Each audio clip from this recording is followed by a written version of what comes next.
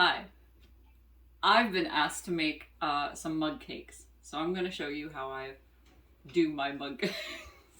Well, they're not my mug cakes. We'll share the recipe in the description at the end of this. But yes, what you're going to do is you're going to get yourself a mug and or a ramekin, and you want to get one of the smaller ones. You're going to start with 3 tablespoons of all-purpose white flour. Although I'm sure you can try wheat, never done it before. You're gonna do literally just like a pinch of salt, dash of salt, however salt you want. I actually like it a little bit more salty myself, and I'm the ramekin. That's how I know. You're going to do, it tells you about like a half a teaspoon or 1/8 vanilla extract.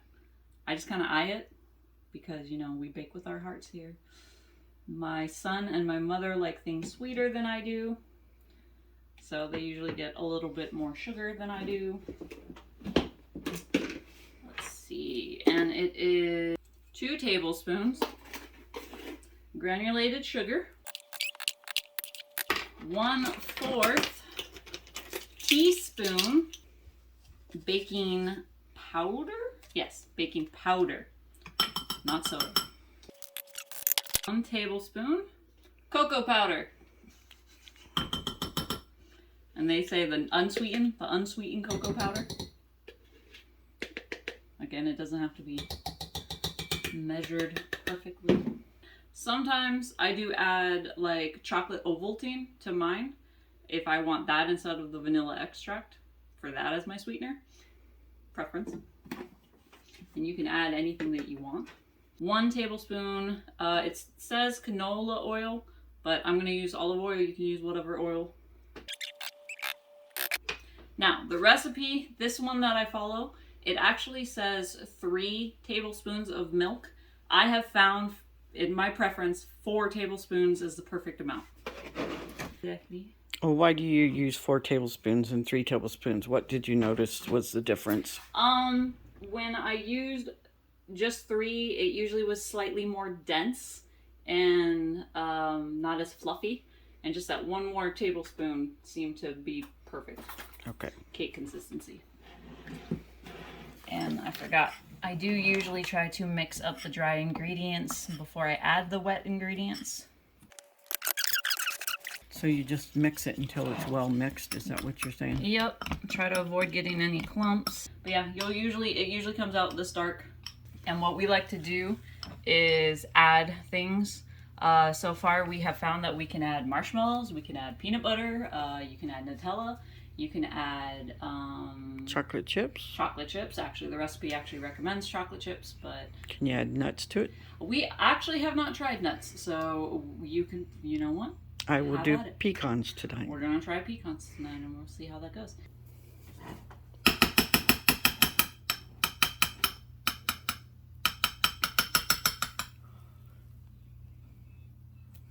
So how much do you put in? To your heart's desire. And I like peanut butter.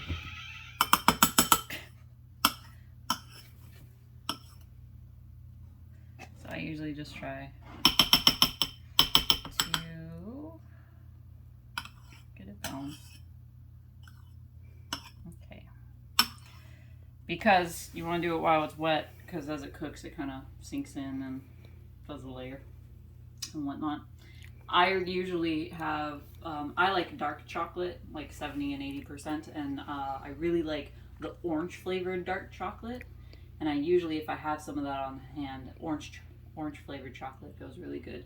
Cut it up and put it in that. I usually like that, personally. Could you just use my orange extract? Maybe. I personally don't want to.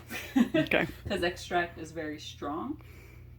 And again, that's probably just a preference. And so what are you putting in cold? I am putting chocolate chips in my son's because he likes the chocolate chips.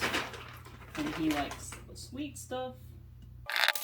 And my mother... So that's how many she put in We chopped up peanut butter and pecans. I didn't know how much you chopped up. So I'm gonna put some down first so they sink. And then we'll put some peanut butter on top.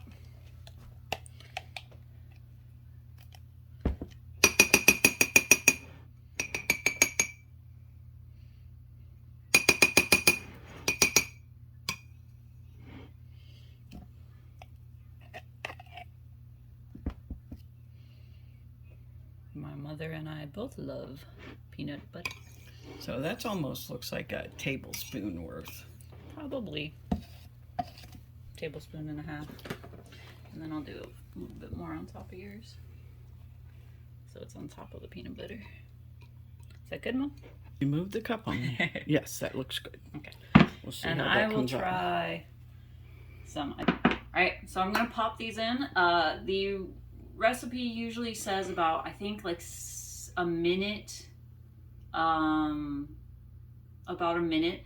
Obviously, it depends on your type of microwave and the power and whatnot. I have found for our microwave, which I think is 1,000. 1,000 watts, about a minute and 30 seconds is perfect. And they come out nice and cakey, spongy. And so I'm going to do that real quick and then I'll show you how we end it. So do you put them in one at a time, right? One at a time. Thank you. So my son, so that's the chocolate chip one for my son. Came out nice and spongy. You can see that's basically the consistency that you want. Mm-hmm. So we're gonna do a scoop of vanilla. We're gonna do some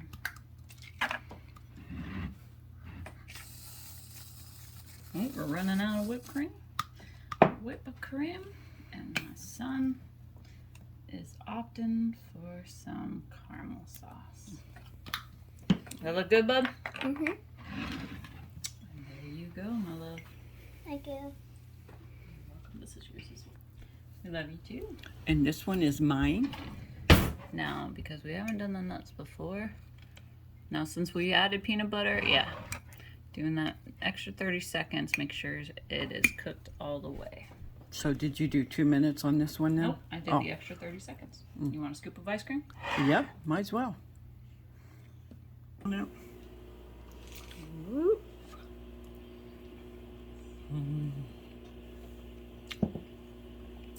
This is delicious.